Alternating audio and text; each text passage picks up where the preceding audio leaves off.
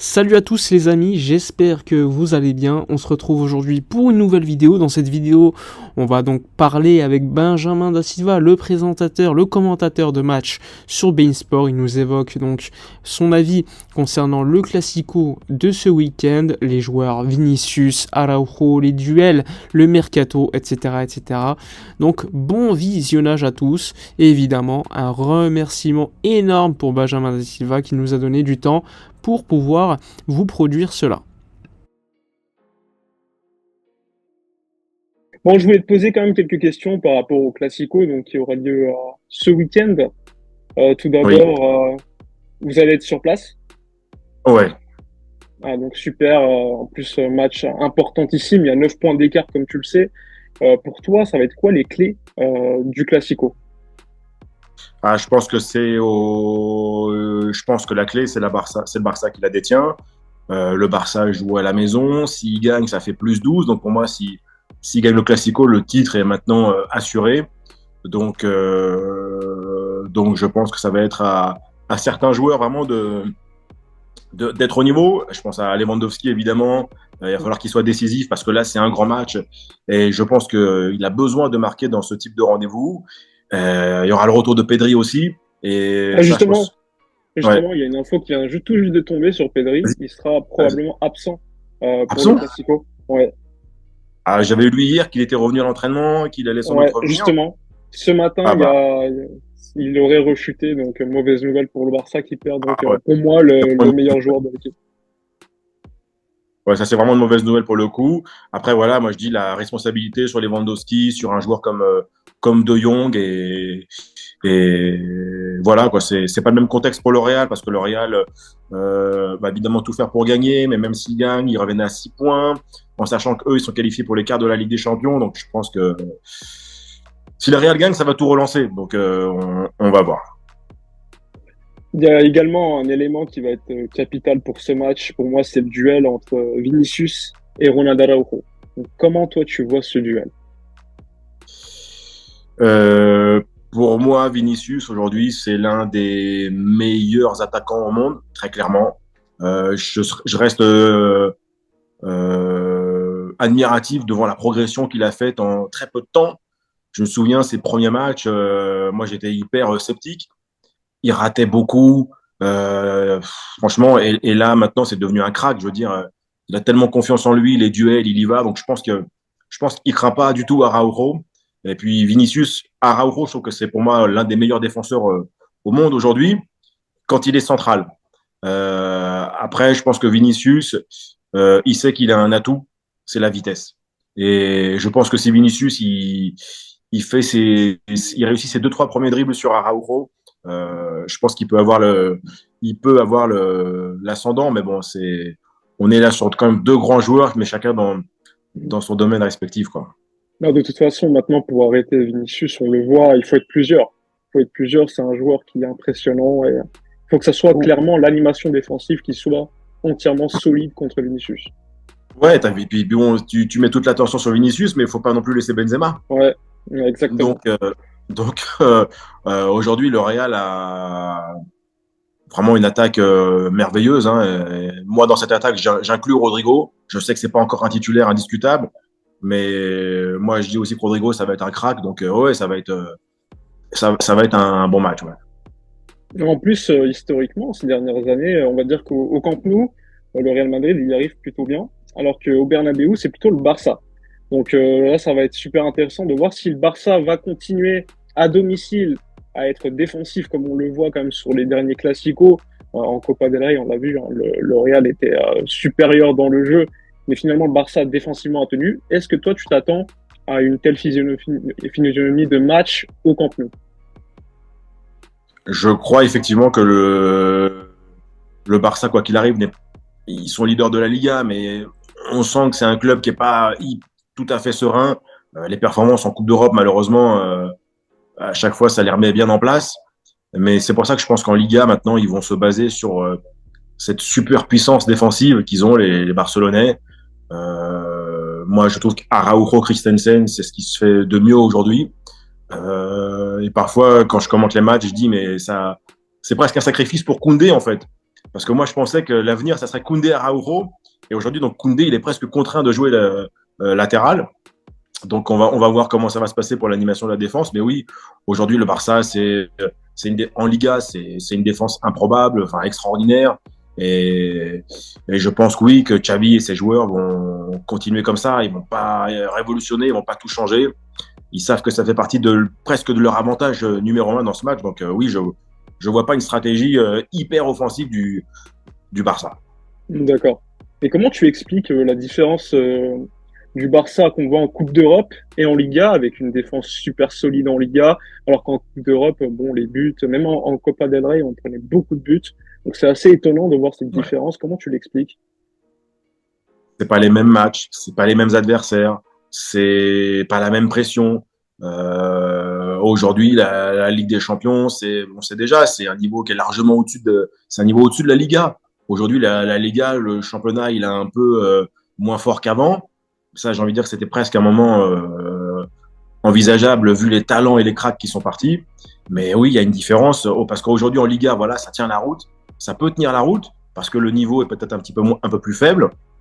Mais dès que tu arrives sur la Ligue des Champions, les limites, elles sont tout de suite criantes. Et c'est pour ça que parfois, moi, je dis souvent que le Barça a besoin de joueurs de niveau Ligue des Champions. Voilà. Je pense que pour la Liga, ça va, il y a l'effectif. Mais à mon avis, s'il faut passer le cap en Ligue des Champions, il faut encore beaucoup plus que ça. Ouais. Surtout dans le registre en attaque, au milieu de terrain, c'est pour moi encore faible. Ouais, je suis entièrement d'accord avec toi. D'ailleurs, quelle piste de mercato, toi, tu verrais pour le Barça prochainement, enfin, pour se renforcer plutôt au milieu de terrain, plutôt en attaque, en défense, parce qu'on sait que Koundé, on ne sait pas s'il va finalement rester comme latéral droit. Donc, toi, tu t'attends à quoi pour le prochain mercato? Je pense que la défense, ça va. Je pense que la défense, ça va. Araujo, Christensen, Koundé, pour moi, c'est des valeurs sûres. Jordi Alba, Baldé également.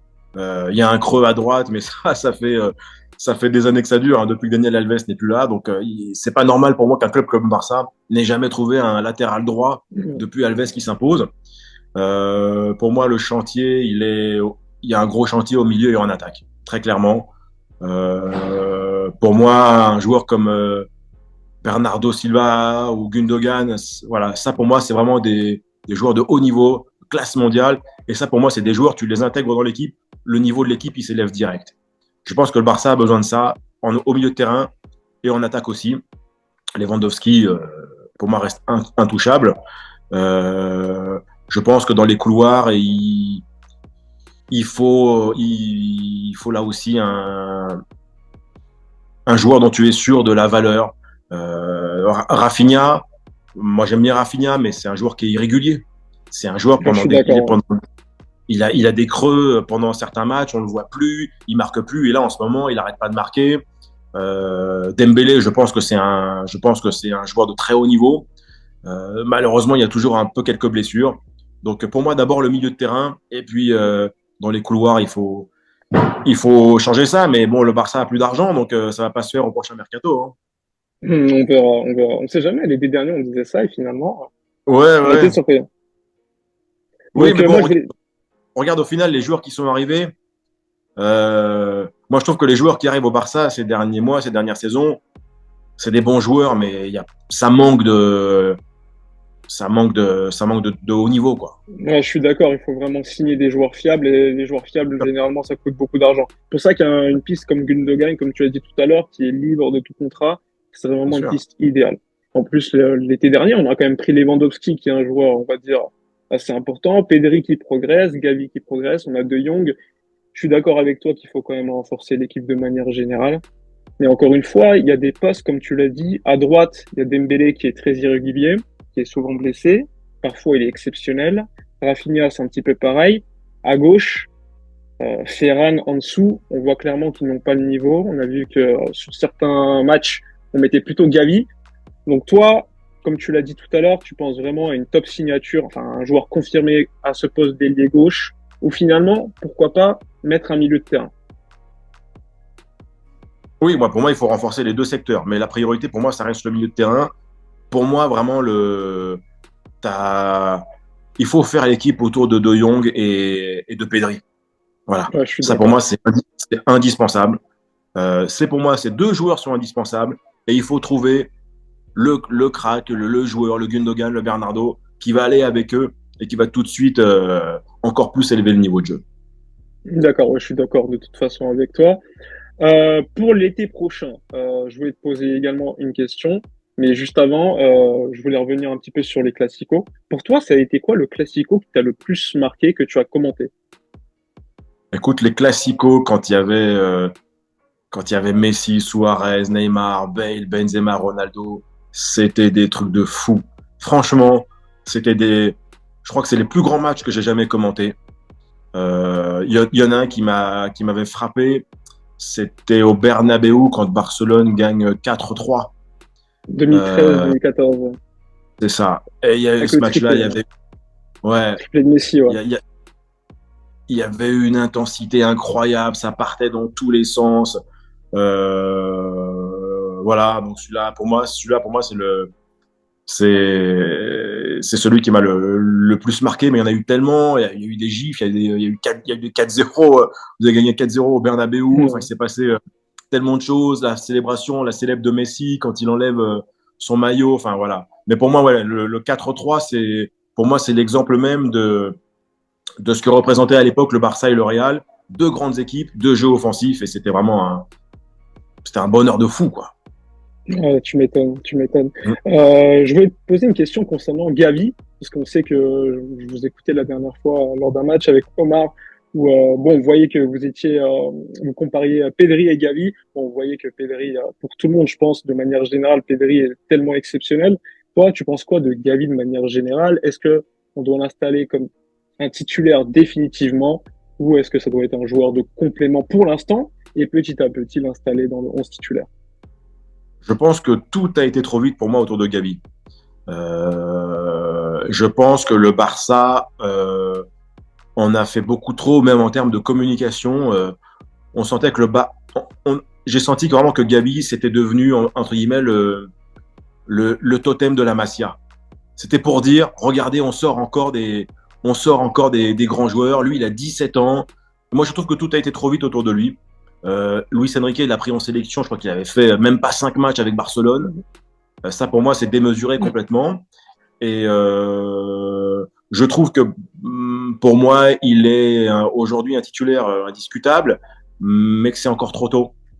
Pour moi, Gabi, ça doit rester un joueur de complément. Voilà, très clairement. Pour moi, ça doit être aujourd'hui un remplaçant et quelqu'un qui doit entrer à certains moments du match.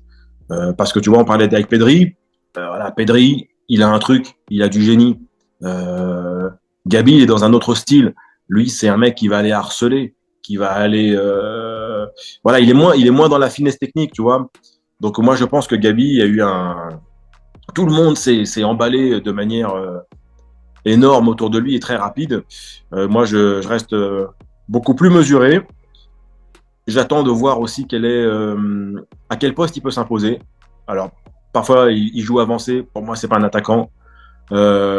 J'ai des gros doutes aussi sur ses qualités en tant que milieu de terrain offensif, relayeur, parce que c'est pas un créatif, c'est pas quelqu'un qui marque des buts, c'est pas quelqu'un qui fait des passes décisives. Donc lui, ses qualités, c'est le harcèlement, le pressing. Donc voilà, peut-être qu'il faut l'installer ou l'essayer devant la défense, je sais pas. Mais en tout cas, je trouve que son profil, il est loin de ce qu'on attend du Barça. Au Barça, on a toujours eu des joueurs très classe, très fins, très techniques. Et lui, je trouve qu'il a rien du tout de ça. Donc oui, pour moi, ça a été un peu vite. Et moi, j'en ferai pas un titulaire indiscutable à Barcelone. Est-ce que tu penses pas justement que ça colle un petit peu, enfin, ces qualités collent un petit peu au football moderne, qui est beaucoup plus intense, beaucoup plus, on va dire, avec des Je sais projections, pas, etc. je suis pas sûr, non. Regarde, t'es bien placé pour le savoir. Le Barça des grandes années, vous aviez pas de joueurs comme ça. Busquets, Xavi, Iniesta, ça joue au ballon. J'ai commenté Real Liverpool, le milieu de terrain du Real Madrid, Kroos, Modric, Camavinga, ça joue au ballon. Le milieu de terrain Après, du Bayern, ça joue au ballon. Le milieu de après t'as terrain un de joueur Manchester. comme Valverde, tu vois, qui lui court beaucoup, qui se projette également, qui a des qualités, on va dire, supérieures, parce que c'est un joueur Ouais, exceptionnel aussi, mais il ouais. apporte quand même dans cette intensité, dans ses courses. Ouais, mais tu vois, c'est avant que tu fasses ce parallèle. Moi, c'est pareil, Valverde, je suis pas, c'est pas quelqu'un qui m'emballe, en fait. Voilà, Je trouve que quand il est positionné haut sur le terrain, attaquant, pour moi, c'est pas ce qui lui convient le mieux. Peut-être quand il est, oui, milieu de terrain, c'est lui, par exemple, tu vois, par rapport à Gabi, déjà, Valverde, il marque des buts. C'est quelqu'un qui a une grosse frappe de balle. Et pour moi, il a une qualité, c'est que il avance très vite avec le ballon. Il a des longues enjambées. Mm. Et ça, pour moi, ça reste quand même un atout. Donc voilà. Donc, comme je te l'ai dit, un 9 points d'écart. Si le Barça gagne, pour toi, c'est terminé la Liga en victoire pour le Si vous, Barça, championnat acquis, etc. si vous gagnez le Classico, vous pouvez vous concentrer sur la Coupe du Roi. Non, c'est méchant, c'est méchant, c'est méchant. Oui, En plus, non, mais en plus 12 points Coupe du d'avance. Roi, Oui, c'est fini.